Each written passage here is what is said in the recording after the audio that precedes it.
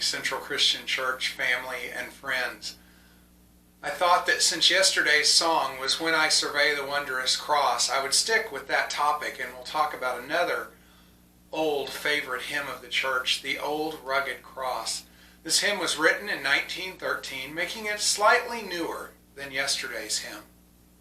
However, today's standards, it's still, let's call it oldish. The author, George Bernard, was born in 1873. He passed from this life in 1958. George began his ministry within the ranks of the Salvation Army. 8 years after he began serving in the Salvation Army, he was ordained in the Methodist Episcopal Church. He wrote this hymn to help Christians develop their life of discipleship and to help them trust Jesus and assure them of their faith. So let's listen to these words today and let them be our prayer. On a hill far away stood an old rugged cross, the emblem of suffering and shame. And I loved that old cross where the dearest and best for the world of lost sinners was slain. On that old rugged cross so despised by the world, how has a wondrous attraction for me. For the dear Lamb of God left his glory above to bear it to dark Calvary. In that old rugged cross, stained with blood so divine, a wondrous beauty I see. For 'twas on that old cross Jesus suffered and died to pardon and sanctify me.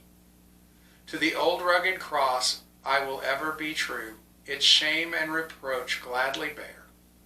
then he'll call me someday to my home far away, where his glory forever I'll share. And the chorus goes like this.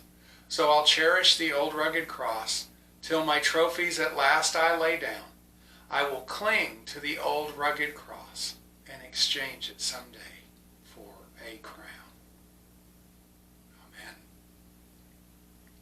As we look at this hymn today, we see truth, we see love, we see grace and mercy. The author said these words, I saw the Christ of the cross, as if seeing John 3:16 leave the printed page, take form and act out the meaning of redemption. The more I contemplated these truths, the more convinced I became that the cross was far more than just a religious symbol, but rather the very heart of the gospel. The cross is indeed a central image of the church. In fact, if you walk into almost any church, you will find images of the cross. Our own sanctuary has a massive cross sitting above the baptistry and drawing your eyes up towards heaven. My question for you today is this. What does the cross of Jesus mean to you? Can you articulate it? Can you share it? It's not an easy thing to do. Many people struggle with this. But do you truly cling to the cross? To the truth that is represented there on that cross? To the Jesus who endured the cross for you? What does this cross mean to you? I'm going to leave you with that question today. I hope you'll wrestle with